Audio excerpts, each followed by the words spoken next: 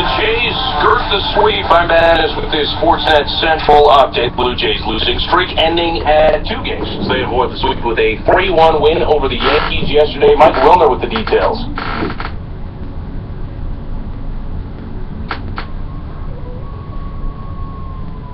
Or maybe not. Day off for the Jays today, as they will open an 8-game road trip in Philadelphia tomorrow night. Drew Hutchison outstanding, allowing just one earned run, as the Blue Jays optioned Aaron Luke to AAA after that game. They are expected to make a corresponding roster move today. So the Yankees division lead is down to a half game. They will start a home series against the Twins tonight. You can watch that one. It goes at 7 o'clock on Sportsnet. Jason Day is off the schneid, claiming his first major title by winning the PGA Championship by 3 shots over Jordan Spieth, and his final score of 20 under par. That's the lowest ever in a major. Smith falls Ontario's Brooke Henderson, the first Canadian winner on the LPGA Tour in 14 years, as she cruised to an 8-shot win at the Portland Classic. The 17-year-old, the third youngest winner in LPGA history. A big final day of Rogers Cup action. Andy Murray ending an 8-match losing streak to Novak Djokovic by beating him in 3 sets. While Belinda Bencic following up her opening round win over Jeannie Bouchard with a win over Simona Halep, who retired in the 3rd set because of a leg injury. And the Canadian women's basketball team off to the Olympics after an 82-66 win over Cuba in the final of the FIBA Americas Championship. You're listening to Dean Blundell and Company on Toronto Sports Radio, Sportsnet 590, The Fan. Blundell and Company. Cannot play with them. Cannot win with them. Cannot coach with them. Can't do it. I want winners. More of Dean Blundell and Company on Toronto Sports Radio, Sportsnet 590, The Fan.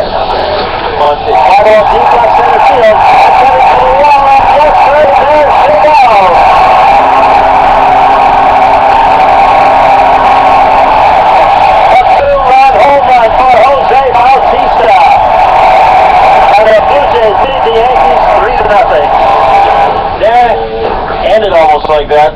3-1 Jays win, only a half game back after what could have been a disaster. The Yankees take the first 2, Jays take the third.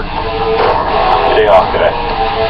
Morning, it's Steve Blundell Company. It is 4 minutes after 6 o'clock, 21 degrees outside right now. 32, really hot later on today. Georgie Gunn in for George is my man Ben Ennis. Good morning, Ben. How are you, sir? I'm great. I'm feeling great.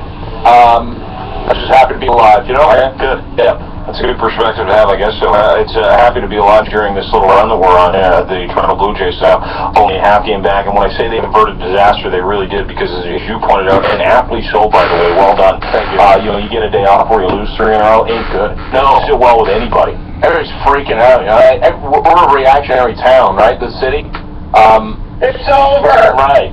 You win 11 in a row, everything's great. You got Troy Tulowitzki, you got David Price. It's a collapse. You lose 3 in a row to the Yankees.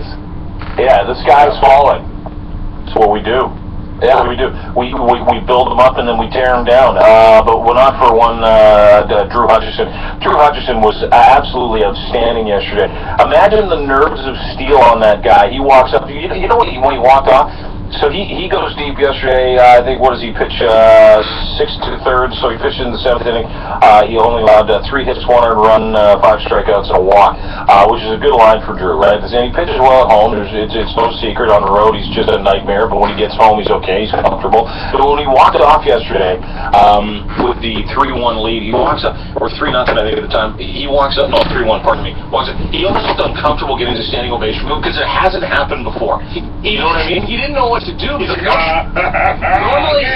normally you doff your cap, right? Like you grab the brim and you pull it down, or you do something with your cap. Yeah, I think he clapped. He was clapping with his glove. That's not what you do. No, he did, but he had no idea. It was uncharted territory for him. He was like, oh my God, everyone's clapping for me. What's this noise that's emanating from the 45,000 plus? It's a positive reaction to a baseball thing I did. I did good. Did you ever? And that's the second start in a row that Drew Hutchison has been absolutely unbelievable, and we need that, and the team needs that, and this rotation needs that. We'll get into why coming up in just a few minutes. Anyway, Jays winning 3-1. Chris Colabello says, the team energy is very high right now, high level of energy.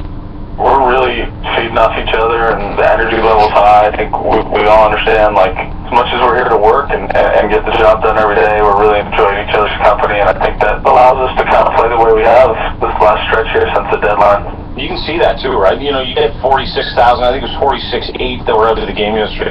46,000 people, and you watch that as a guy. Did you watch the games on television? I did. Or Yeah. did you get a chance to go down there? No, I haven't been down since the trade deadline yet. Oh, you're kidding? No. See, that's what I want to do. I want to go down there because when you look into the crowd where they take those aerial shots of the Rogers Center, Yeah. and every seat is full from the 500 level down.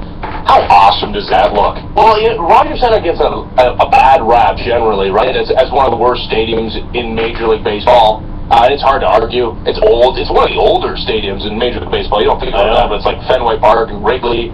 That's hard to think too. What is it? It's only 23 years old. Yeah, but a lot of new ballparks over the last couple of decades. But you fill that joint like they have all 3 games of that Yankee It's not quite series. as gross. Yeah, 5 straight games, 40,000 plus, first time since '95. Like it's a totally different view from someone watching on television, and I'm sure being there as well.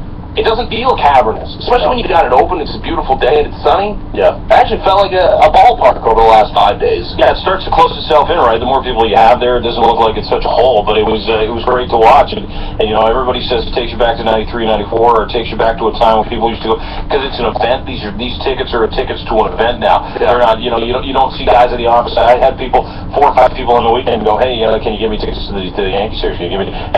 No, I couldn't. Oh. I had a buddy that. Because I was going to ask you if you can get me tickets. Yeah, I can, for sure. No problem. Okay, thanks, pal. Yeah, no, but you can't get people tickets, and that was the fun part of watching that series, right? Yeah, they're going to lose a couple of games, and they did. They're going to go on another 1, 2, maybe 3 game losing streak. Hard to afford now, but you're watching those games now, and you're like, wow, this is what a winner does to a city. It brings people to the actual stadium. People want to go and watch this thing, and it's an event. And when you've seen it like that before, and it's been 20 years plus since you've seen it like that,